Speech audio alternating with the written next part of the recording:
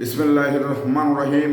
সংগ্রামী সকল ফেসবুক ভাই বোন বন্ধু, বাংলাদেশের বাইরে এই ভিডিওটি যারা দেখবেন, আমার পক্ষ থেকে জানাই সংগ্রামী সালাম, আসসালামু আলাইকুম। সংগ্রামী উপস্থিতি, আমি যে বিষয়টি আপনাদের সামনে শেয়ার করতে এসছি সে বিষয়টি হলো এই যে বৈষম্য বিরোধী ছাত্র আন্দোলনে আসলে সরকারিভাবে 300-350 আহত নিহত হয়েছেন এবং বেসরকারিভাবে এক তথ্য দেওয়া হচ্ছে। তবে জাতিসংঘের তথ্য মোতাবেক তাদের প্রায় 1000-এর উপরে।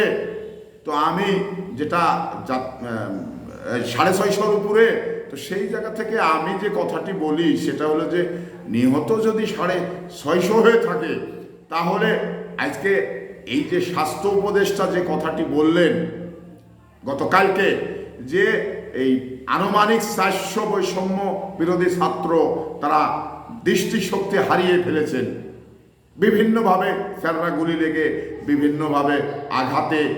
এই যে বিষয়টি তো স্বাস্থ্যমন্ত্রী যে তথ্য দিলেন সাংবাদিকের সামনে এবং মেডিকেলে দেখতে গিয়ে, এই বিষয়গুলো তো আসলেই তারা একটা দায়িত্বশীল জায়গায় আছে, আমরা ধরে নিলাম তার কথাটাই সঠিক। তাহলে এদের উন্নত চিকিৎসার দরকার রয়েছে। তো উন্নত চিকিৎসা বলতে গেলে আসলে আমার দেশে হয়তোবা উন্নত চিকিৎসা তারা পাবে না। তো এবার স্বাস্থ্যমন্ত্রী বলছেন যে প্রয়োজনে আমরা আমেরিকা থেকে ডাক্তার নিয়ে আসবো, ভালো দক্ষ ডাক্তার নিয়ে এসে এদের চিকিৎসার ব্যবস্থা করব। এই যে একটি বিষয়, এই বিষয়টি নিয়ে নানানভাবে নানান পক্ষ কথা বলার চেষ্টা করছে, কিন্তু আসলে তো আমাদের বাংলাদেশে একটি মাধ্যমের সাথে আরেকটি মাধ্যমের মিল থাকে না, এক একভাবে এক এক রকম তথ্য আসে। তো সেই জায়গা থেকে জাতিসংঘের যে তথ্য, নিহত প্রায় 650,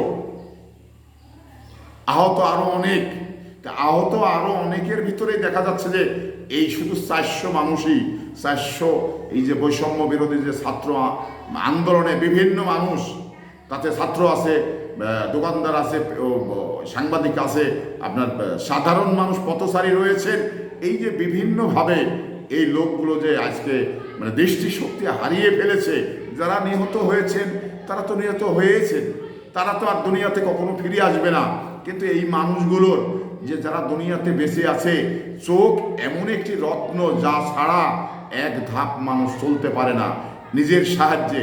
এবার দৃষ্টিশক্তি হারিয়ে ফেলে তাকে যদি চলতে হয়, অন্যের সহযোগিতায় তাকে চলতে হবে। তো এই যে একটি পরিবেশ, এই পরিবেশটাই এই মানুষটিকে মৃত্যুর আগ পর্যন্ত ক্ষতবিক্ষত করে দিবে। এই দুর্বিষহ যন্ত্রণা তাকে প্রতি মুহূর্তে কুরে কুরে খাবে। তো তারপরেও আল্লাহ তাকে বাঁচিয়ে রেখেছেন।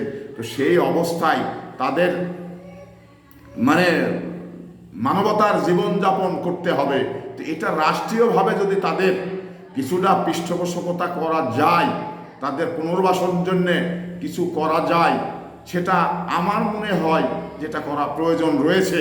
কারণ রাষ্ট্রের একটি বড় প্রয়োজন রয়েছে। এই রাষ্ট্র পুনর্গঠনের আন্দোলনে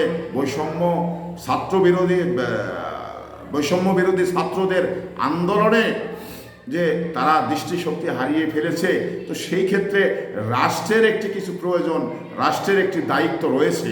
সেই দায়িত্বের জায়গা থেকে তাদের পুনর্বাসন করার জন্যে যে একটা চেষ্টা বা একটা কাজ করতে হবে।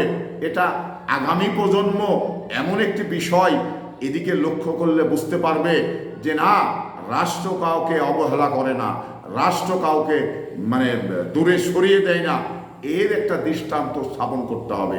কারণ এই ছাত্রদের যারা পা হারিয়েছে, হাত হারিয়েছে, চোখ হারিয়েছে, তারা কিন্তু আগামীর যে দিনগুলো তাদের জীবনে খুব কষ্টকর হয়ে কাটতে হবে।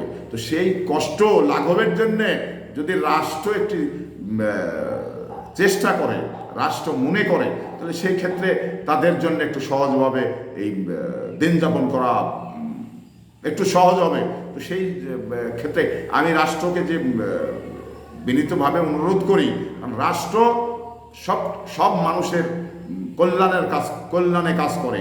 তো সেই ক্ষেত্রে সেই ধারাবাহিকতায় এই দৃষ্টি প্রতিবন্ধী যারা হয়েছেন, পা হারিয়েছেন, হাত হারিয়েছেন, তাদের পুনর্বাসন জন্যে রাষ্ট্র কিছু করবেন এই আশা ব্যক্ত করেই বিদায় নিচ্ছি।